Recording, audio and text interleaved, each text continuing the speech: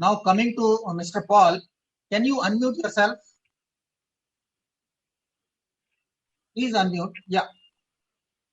Mr. Paul, since you are dealing with import and export of our poultry germplasm, do you see any problems related to existence of disease in this country on this import and export?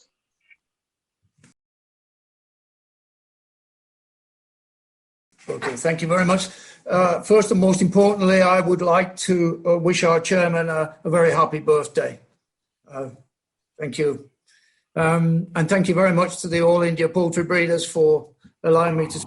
Thank you, sir. My pleasure, sir, my pleasure.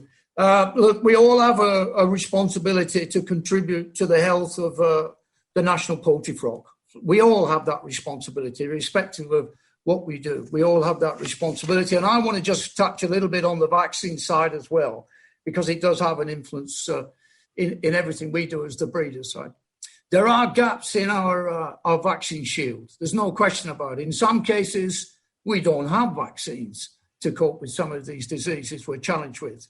There are suboptimal protection from some vaccines that are not doing the job we would like them to do. And importantly, I think, and this is something that Dr. Jaswal was touching on there, we need to get more of a diagnostics thing, guys. We need to have fast-track diagnostics so that we can react more quickly as an industry to prevent the spread of particular diseases. We need to know what's wrong before the birds are sick, very sick, or dead, or our natural factors recovered. So those are some of the things. The government should allow for the production and importation of key vaccines, and this will have a significant potential to improve the health and welfare of all the flocks in India. So what are these missing vaccines from our vaccine shield? Well, first and foremost, and it's been talked about before, avian influenza. We require killed vaccines produced from local avian influenza isolates to give optimal protection.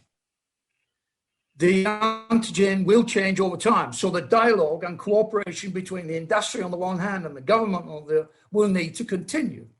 But it is better to be in a proactive position rather than in a reactive position, which we often find ourselves now. Now, there are other missing vaccines from our armory, but avian influenza protection is the most urgent and the most critical. You know, a study recently by Rabobank and the FAO predicts a strong growth in poultry meat consumption, no more so than in Asia and India. For example, Indonesia has doubled its poultry consumption in the last 15 years, and there's every chance we will be doing that as well here. More disposable income allows people to move from plant-based proteins to animal-sourced proteins. However, increased livestock density, which we find ourselves here, will increase the spillover of emerging disease pathogens from wild birds and animals into our domestic livestock flocks. It's said there's a staggering 20% of all the global animal production is lost to emerging diseases, 20%. Our approach must be to prevent this. It must be collaborative, it must be adaptive, and it must be solutions-based.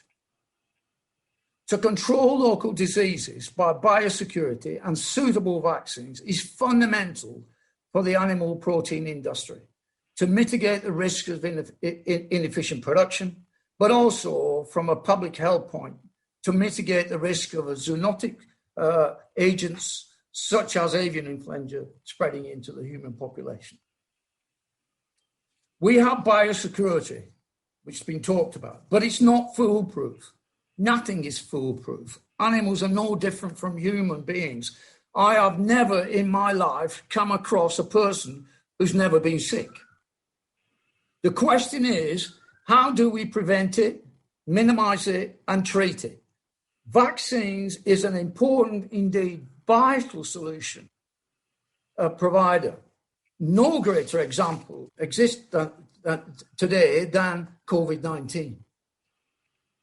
We shouldn't not worry too much about exports. We should be cautious about imports.